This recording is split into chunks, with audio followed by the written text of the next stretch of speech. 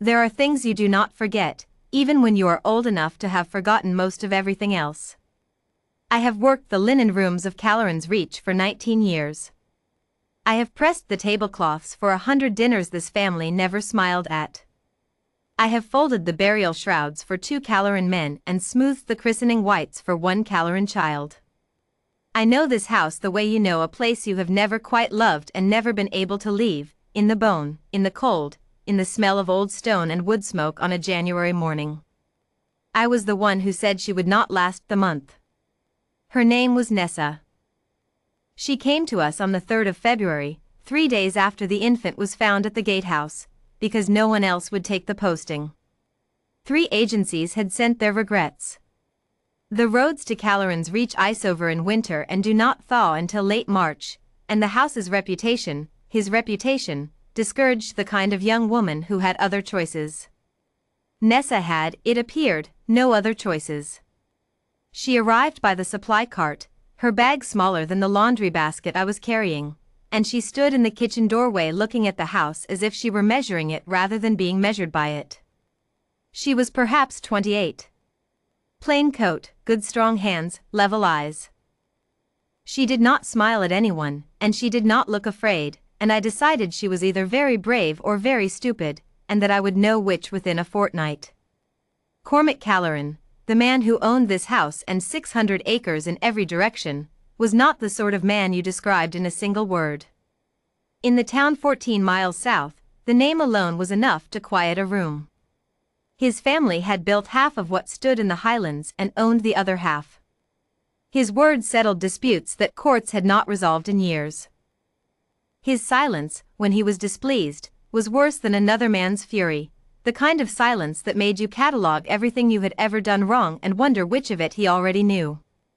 He had been away for 3 weeks when the infant arrived and was expected back within the week. The infant had been found on the night of the 31st of January by Declan, the gatekeeper, during his last round of the evening. A basket, wicker, lined with a wool blanket and a second layer of oilcloth that had kept the worst of the rain off. The child inside was perhaps 8 or 9 weeks old, thin in the way of a baby who had not been fed well enough. Declan had carried the basket to the kitchen and sent for Mr. Fenn, the household manager, who had come down in his dressing gown and looked at the infant with the expression of a man reviewing an unexpected invoice. He said arrangements would be made, that the proper authorities would be notified in due course, and that in the meantime the child would be kept comfortable and that no one was to make more of the situation than was warranted. He said these things in a voice that discouraged questions, and no one asked any. 2 days passed. The infant was not thriving. The kitchen maid asked to look after it was young and frightened and doing her best, which was not quite enough. By the time Nessa arrived on the 3rd, the baby had a rattling cough and a fever that rose each evening, and Mr. Fenn had sent for the district physician, who came, looked, prescribed a tonic, and left with his fee and the private opinion that the child was too fragile to last the month. Nessa spent the first night in the nursery with the infant and did not come down for breakfast. By noon she had a list of what she needed, not requests, a list, which she handed to me because I was the one standing nearest the kitchen door. Warmed goat's milk from the Halsey farm rather than the estate's supply, a different cloth for compresses, the small copper basin moved closer to the hearth. I told her she would need to take these matters up with Mr. Fenn.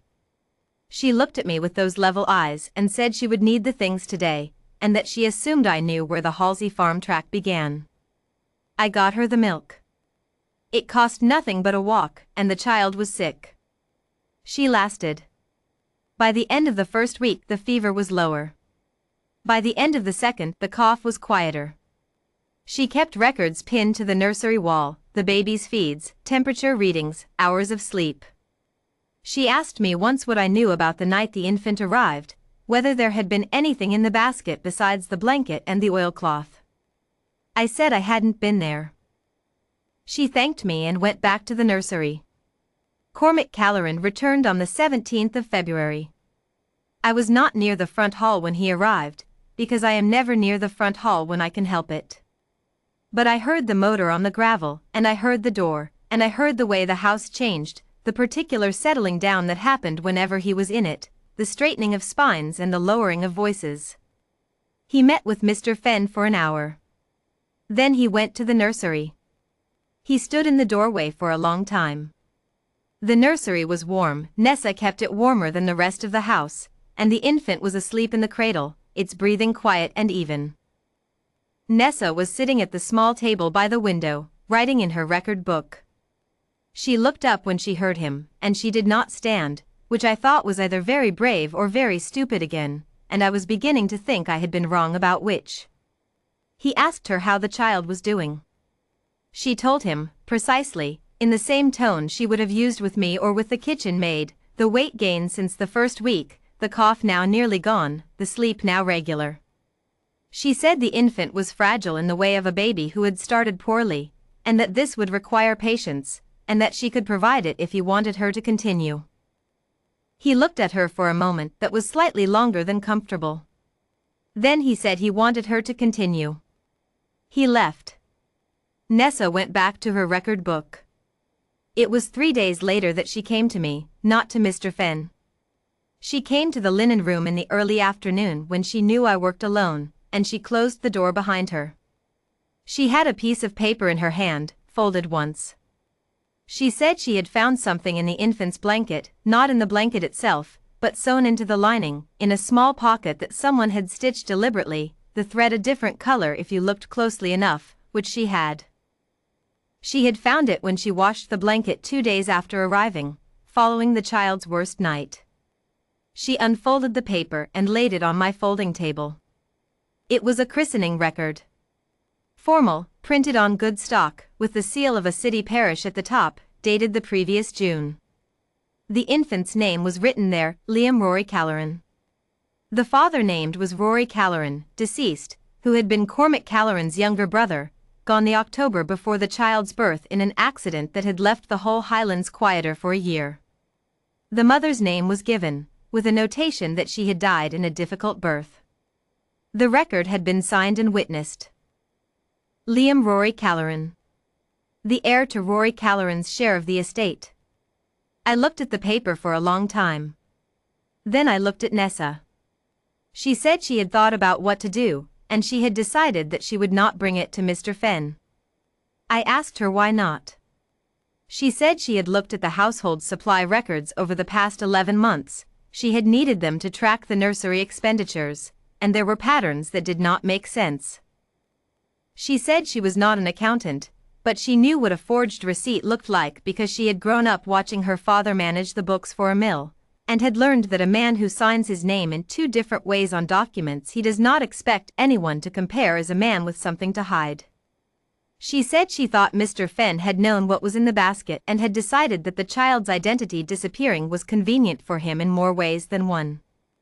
I felt the cold of the linen room quite acutely just then. She asked me whether I could tell her where Mr. Calloran would be at 3 o'clock. I told her he would be in the estate study, going through the week's correspondence. I told her that no one knocked on the study door unannounced. She thanked me, picked up the paper, and left. She knocked on the study door at 3 o'clock. I know what happened in that room only from what came after, because I was not in it. But the after was not subtle. By evening, the estate's solicitors had been reached by telephone. By the following morning, Mr. Fenn had been called to the study and had not come out of it with his position intact. By the afternoon of that day, his personal effects had been packed and the estate's records had been removed to the solicitor's office in the town, where, as I learned over the following weeks, 11 years of diverted supply invoices were found, along with a separate account into which the diversions had flowed. The pension bond he had accumulated was made to cover the repayment, and the matter was referred to the proper authorities, and Mr. Fenn left Calloran's reach in the back of the solicitor's motor car on a grey February morning and did not return. Nessa stayed. The child's name, Liam Rory Calloran, was entered properly in the estate records. Cormac Calloran took his brother's son into the family with the same grave quietness with which he did everything, and the nursery at Calloran's Reach, which had not been properly used in 11 years, was opened and warmed. The infant Liam was brought from his cradle to the proper nursery on a cold bright morning in March, wrapped in the christening whites I had pressed the night before, and he blinked at the light from the window and made a sound that was almost a laugh, and Nessa carried him with the steadiness of a woman who had been doing it for a month and had no intention of stopping. Spring came slowly to the Highlands. Liam grew. He took his first tooth in April and his first solid food in May, and by June he was sitting up on his own and watching the world with his father's eyes in his uncle's house, and the house was quieter than it had been in years in all the ways that count, not emptier, but less burdened, as though something held too tightly had finally been set down. I watched Nessa in those months. I watched her with the child, competent, steady, warm without sentiment. I watched her with the house, which she moved through with the same practicality she brought to everything, troubling no one and missing nothing. And I watched Caloran watch her, which was not a straightforward thing and which I did not say anything about, because it was none of my business and because I had the sense that anything said aloud would scatter it.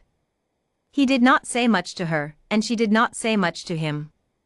But she did not leave a room when he entered it, which was what everyone else did, and he did not leave it when she stayed, which was what he did when other people remained too long. They existed in the same spaces with a quietness that was different from the quietness of people who have nothing to say to each other, and I know the difference, having observed both for 19 years. The naming day ceremony was held on the first Sunday of August, in the estate's small chapel, with the family solicitors present and the parish priest from the town, and a handful of the household staff. Liam wore white, behaved well, and grabbed Nessa's finger during the proceedings with both hands and held on. Afterward, in the estate study, Cormac Caloran poured 2 glasses of the old whiskey from the cabinet he did not open for general occasions, and placed one before Nessa, and placed beside it a ring, a signet ring, heavy gold, with the Caloran device, that I recognized as Rory's. I knew because I had laundered Rory's handkerchiefs for years and had seen that ring on his hand at every holiday dinner. He stood on the other side of the table and was quiet for a moment, and then he said, one word at a time, in the voice he used when he meant something past argument, "Will you stay?" "Not as nursery maid," Nessa said. "Not as nursery maid," he said. She looked at the ring and at him, in that order. Then she said, "I will stay." She lifted the glass and drank, and he did the same, and neither spoke for a long time, and the study was warm and the light was long and August gold through the tall windows, and in the nursery upstairs Rory Caloran was sleeping in a house that had finally learned what it was for. I had said she would not last the month. I was wrong about that. I have been wrong about a great many things in 19 years, but that is the one I am most glad of. She brought the record out of the blanket lining. She placed it in his hands without asking for anything in return. And the thing she gave him, the nephew he had nearly lost, the truth the schemer tried to bury, the proof that there was still something worth protecting in this cold and difficult house, was the thing he could not answer with silence. He answered it the only way a man like Caloran could, with the whole of what he had left to give. I pressed the christening whites again that November, for the small church wedding. I do not cry at weddings, as a rule. I will say only that the handkerchief I carried was useful, and leave it there.